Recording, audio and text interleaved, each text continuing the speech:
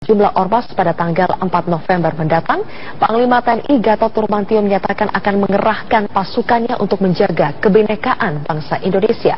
Menurut Panglima TNI akan all out untuk menjaga persatuan dan kesatuan dan tidak mentolerir gerakan apapun yang mengadu domba bangsa dengan provokasi dan isu sara. Jadi begini, ya, seperti yang disampaikan tadi, TNI akan mengerahkan apapun juga untuk menjaga persatuan dan kesatuan bangsa, untuk menjaga kebinekaan. Dan itu juga diamanatkan oleh Presiden pada saat ulang tahun TNI ke-75 Oktober di Serang, di tempat daerah ini. Jadi kita adalah negara hukum, kita adalah negara berdasarkan Pancasila. Ya. Siapapun yang bersalah, serahkan kepada aparat hukum, Kepolisian Republik Indonesia. Tunggu hasilnya, ya. Jangan semau-maunya sendiri, apapun dia, karena ada proses hukum. Sementara itu Kapolri mengaku pihaknya siap mengamankan rencana unjuk rasa 4 November. Sejumlah ormas untuk memprotes pernyataan Basuki Cahayapurnama yang dinilai menyinggung agama. Kapolri mengimbau agar peserta aksi tetap menjaga ketertiban umum dan menegaskan akan menindak pihak yang berlaku anarkis. Kita persilakan, tapi tolong laksanakan dengan tertib. Dan kemudian jangan sampai anarkis. Kemudian juga jangan juga mudah terprovokasi. Ini di media sosial kita lihat ada banyak hal-hal yang provokatif. Bahkan ada yang mengajak untuk melakukan kekerasan dan lain-lain. Tolong masyarakat. Kemudian yang akan melakukan unjuk rasa juga tolong betul-betul tidak melakukan aksi-aksi anarkis. Ikuti aturan-aturan hukum. Perwakilan relawan pendukung Jalan Raya Pecenongan.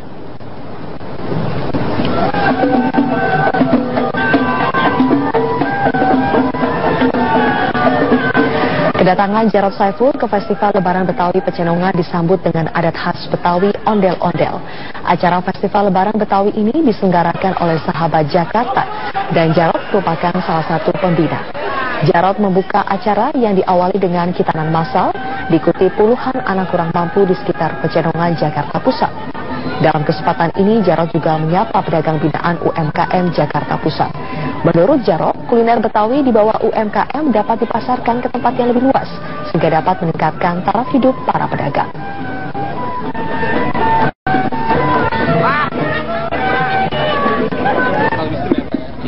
Ya. Jadi kuliner Betawi ini harus kita angkat betul, terutama yang kayak tadi, kayak dodol, jenang gitu kan bisa tahan lama ya. Apalagi kalau prosesnya bagus, ya kita kasih packaging yang bagus, ini tentunya bisa dipasarkan sampai ke internasional. Di bandara itu kan juga bisa dijual, tapi yang bagus betul. Inilah dulunya kita masuk dan kita sudah ada program seperti itu. Jakarta menggelar deklarasi damai di Bundaran Hotel Indonesia. Kegiatan ini merupakan salah satu upaya mengawal terlaksananya pilgub yang damai dan bebas dari sentimen sara. Kampanye DKI Jakarta memang baru saja dimulai. Terlihat publik mulai aktif untuk menyuarakan agar pilkada DKI Jakarta ini berlangsung damai. Seperti yang terjadi di Bundaran HI DKI Jakarta hari ini. Terlaksananya Pilgub DKI Jakarta yang damai dan bebas dari sentimen isu sara terus disuarakan. Salah satunya adalah seperti yang dilakukan oleh komunitas Bangga Jakarta dengan melibatkan relawan dari 3 pasangan calon yang akan maju dalam Pilgub DKI. Bahwa deklarasi damai tidak semata-mata dilakukan di kalangan elit, tidak hanya dilakukan oleh pasangan calon dan penyelenggara, tetapi juga dilakukan oleh masyarakat. Karena Jakarta itu sebelum kampanye pilkada berjalan aman, damai, ada isu macam-macam, tapi tetap berlangsung dengan baik. Kemudian masyarakat tetap tenang. Aksi dan seruan bersama ini menunjukkan bahwa semangat mengawal terlaksananya pemilihan Gubernur Jakarta juga menjadi komitmen para relawan dari 3 pasangan calon.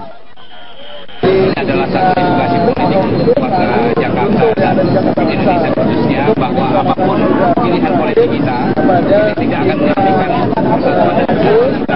Dan kewajiban kita semua adalah menjaga keamanan dan ketertiban, menjaga Jakarta ini agar tetap aman damai untuk semua, untuk semua. semua etnis dan agama. Warga Jakarta salah memilih dengan bijak, yang mana melihat visi dan misinya, tidak berdiskusi, tidak memandang ras, agama dan lain sebagainya.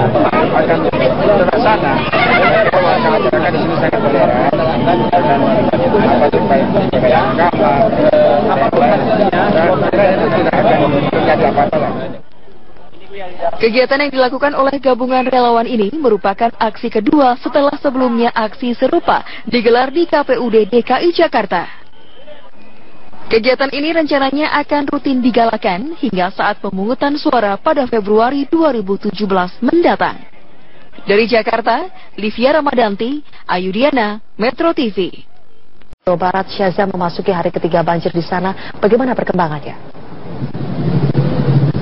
Ya Zilvia, hingga sore hari ini di hari ketiga banjir yang menggenangi Kabupaten Bandung, Jawa Barat, hingga sore hari ini banjir maksud kami tidak kunjung surut.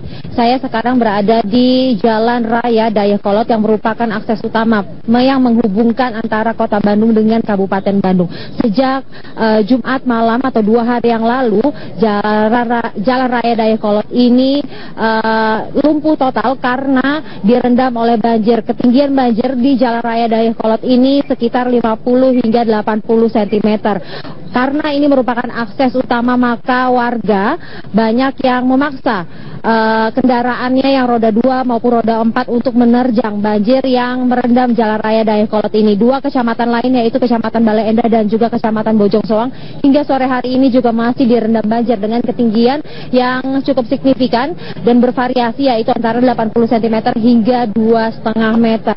Sekitar 3.000 rumah ini masih terendam oleh banjir hingga sore hari ini dan belum ada tanda-tanda akan surut, dan sekitar lebih dari 700 jiwa terpaksa harus dievakuasi ke tempat-tempat yang lebih aman.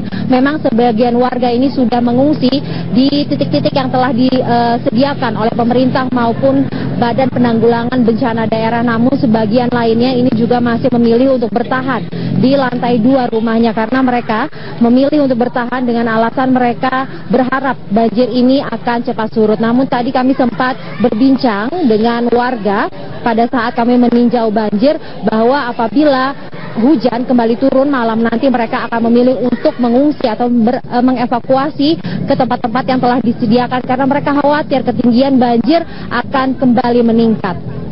Zilvia. Syaza, sudah hampir sebulan terakhir kota dan Kabupaten Bandung ini kerap dilanda banjir. Apa sebetulnya evaluasi sementara penyebab banjir di sana? Ya Zilvia, untuk mengetahui apa sebenarnya penyebab terjadinya banjir yang kerap kali merendam Kabupaten Bandung, saya sudah bersama dengan Kepala Seksi Tanggap Darurat BPBD Kabupaten Bandung, yaitu Asep M. Yusuf. Pak Asep, bisa dijelaskan kenapa Kabupaten Bandung ini kerap kali setiap turun hujan direndam oleh banjir dengan ketinggian yang cukup signifikan? Ya, terima kasih. Ini Kabupaten Bandung khususnya 3 kecamatan Dayakolot, Bale Endah, dan Bojong Soang karena intensitas yang tinggi dari hari Jumat sampai dengan sekarang menyebabkan Sungai Citarum yang selain intensitas tinggi juga pendangkalan Sungai Citarum menyebabkan meluap dan menyebabkan 3 kecamatan ini terendam banjir dari hari Jumat kemarin. Jadi selain pendangkalan juga di daerah hulu juga sudah banyak penebangan di hutan. Jadi menyebabkan Sungai Citarum menjadi dangkal. Gitu. Kemudian apa yang sudah dilakukan oleh pemerintah? Karena ini kan bukan kali pertamanya terjadi. Agar warga ini tidak kembali dirugikan dengan rumahnya terendam oleh banjir yang cukup tinggi. Ya. Upaya pemerintah kita sudah berusaha semaksimal mungkin. Seperti dari BWWS sudah melakukan resistensi danau di Cilenteng, dari 7 hektar yang direncanakan 1 hektar sudah terrealisasi. Selanjutnya kita selalu mensosialisasikan ke daerah hulu untuk jangan melakukan penebangan secara menyebabkan hutan menjadi gundul dan membawa lumpur-lumpur yang bawa ke sungai. Terus untuk mengatasi ini ya, kita dari 3 kecamatan upaya pemerintah kita sudah menyiapkan tempat-tempat pengungsian apabila masyarakat yang akan mengungsi. Di 3 kecamatan ada di Bale Endah kita siapkan 2 tempat pengungsian di Gor Bale Endah dan Inkarnas. Untuk di Bojong Soang kita tempatkan di Gudang Tenggo, dan di Desa Dayakolot kita tempatkan 9 titik pengungsian. Jadi kita antisipasi untuk warga yang akan mengevakuasi, dan alhamdulillah di logistik juga kita sudah distribusi ke tempat pengungsian. Kita kerjasama dengan Dinas Sosial dan PMI. Terima kasih Pak Asep atas wawancaranya. Ya Zilvia, memang warga sangat berharap kepada pemerintah untuk segera merealisasikan normalisasi Sungai Citarum agar mereka tidak kembali merasakan banjir yang merendam perumahan mereka di 3 kecamatan di Kabupaten Bandung, Jawa Barat. Zilvia.